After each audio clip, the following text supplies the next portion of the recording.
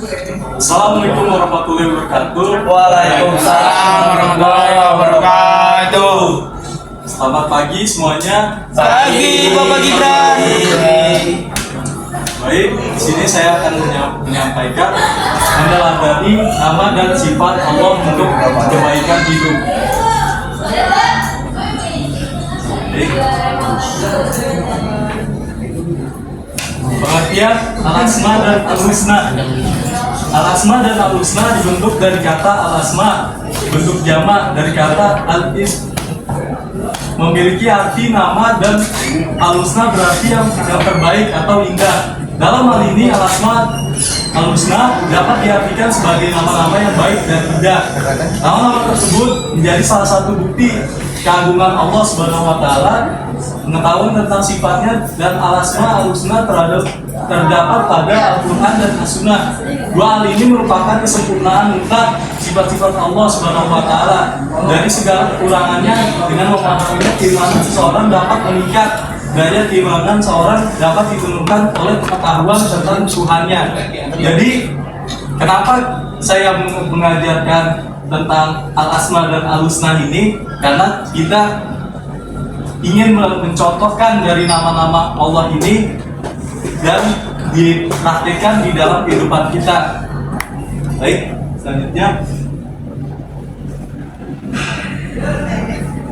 coba saudara dapat, silakan.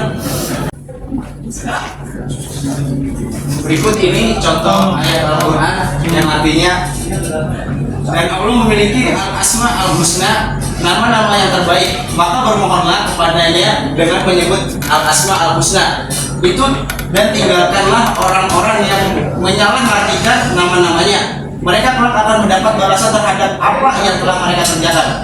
Surat Al-A'raf ayat 180. Baik, terima kasih saudara dapat. Baik.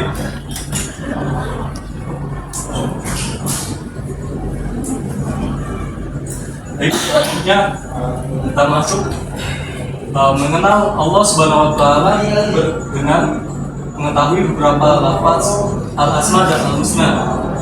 Di sini yang A ada al-alim. Kata alim terambil dari kata al-il, memiliki makna sesuatu yang terjangkau sesuai dengan keadaan sebenarnya. Pengertian ini mengarah pada sesuatu yang jelas dan tidak menimbulkan keraguan. Al-alim dalam hal ini dapat diartikan pengetahuan Allah Subhanahu wa taala sangat jelas, juga mengungkapkan hal-hal yang kecil. Jadi kenapa kita belajar tentang al-alim ini, kita harus mengetahui al-alim ini?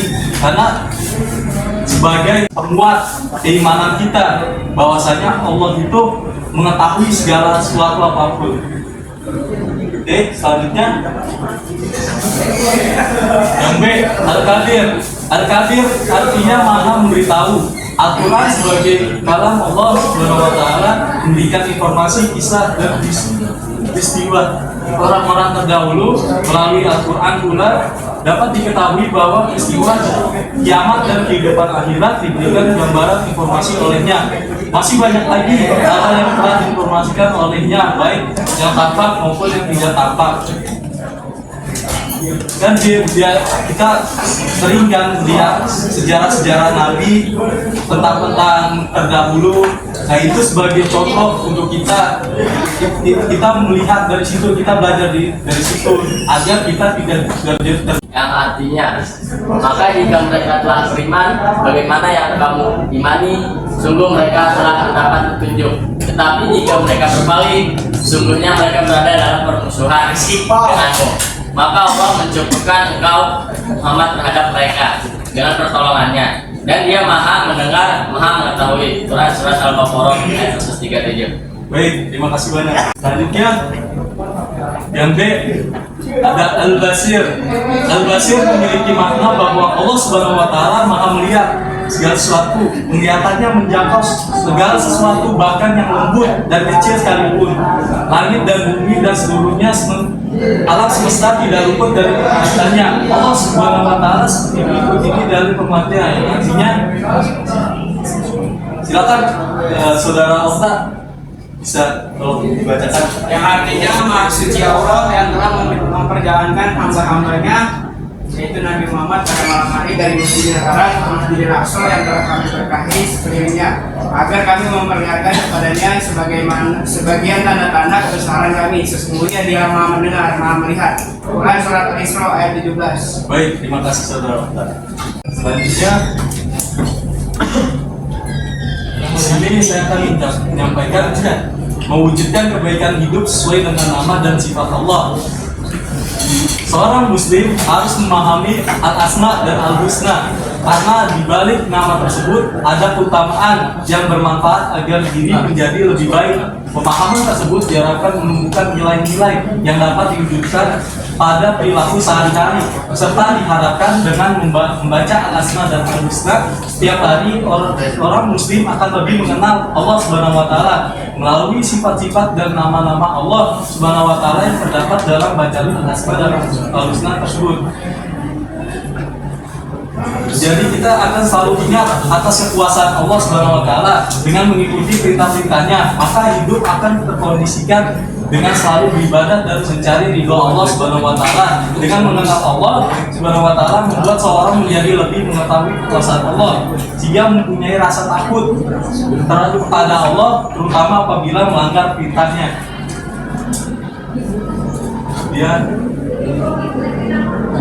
Contoh mewujudkan al-asma dan al-husna di dalam kehidupan adalah dengan saling tolong-menolong kepada seluruh makhluk.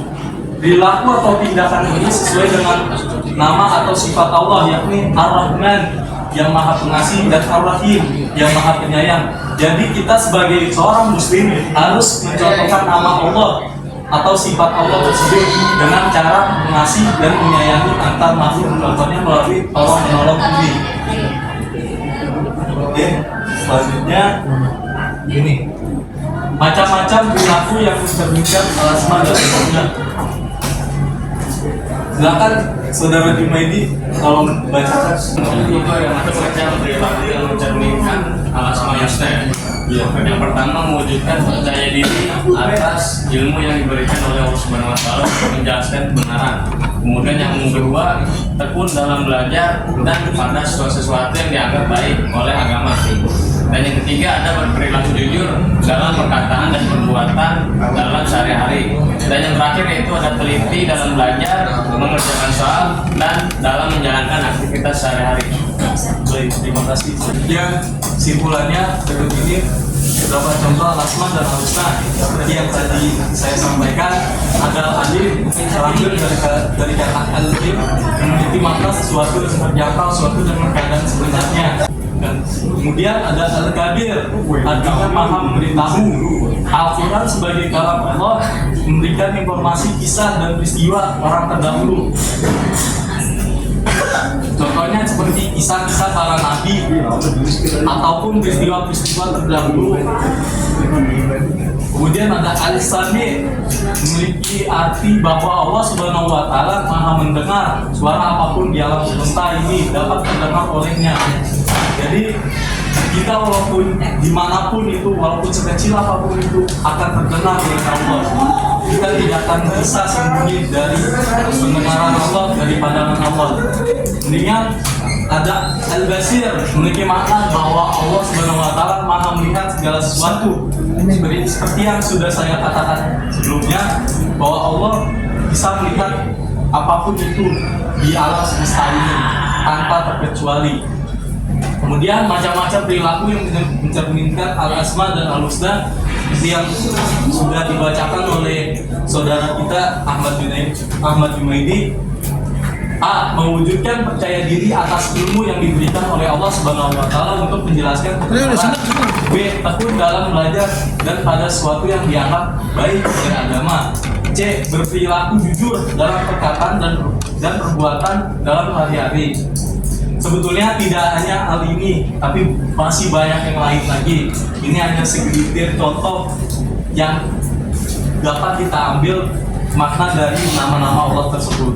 Baik, selanjutnya kita lanjut ke sesi tanya jawab atau sesi diskusi. Silakan jika ingin bertanya. Ya Pak. Ya, baik, saudara Jumaidi. Tadi kan membahas tentang al-asma dan al-husna ya. Iya. Pertanyaannya, apakah nih contoh nanti misalkan anak kita kita beri nama dari al-asma al-husna tersebut, kayak nama-nama Allah tersebut, apakah boleh atau tidak? Gitu Pak. Baik, di sini saya akan menjawab pertanyaan dari saudara Jumaidi. Apakah boleh menggunakan nama Allah atau Asmaul Husna kepada anak? Dilarang memberikan nama Allah atau Asmaul Husna kepada anak kecuali diawali ada kata awalnya, contohnya kayak Abdul Malik, Abdul Rahman, dan yang lain sebagainya. Gimana saudara Jumaidi? Oke baik, ya, berarti harus diawali kayak seperti kayak pakai Abdul gitu ya, pakai misalkan Abdul Rohim gitu ya, nggak boleh langsung kayak Ya, ya. Rohim. Jadi intinya yang penting ada awalan atau sebelum kata Asmaul Husna tersebut. Oh, oke. Baik Pak, makasih Pak. Ya, sekian dari saya, kurang lebihnya saya mohon maaf. Dun wal qolam wa ma yasurun. Wassalamualaikum warahmatullahi wabarakatuh.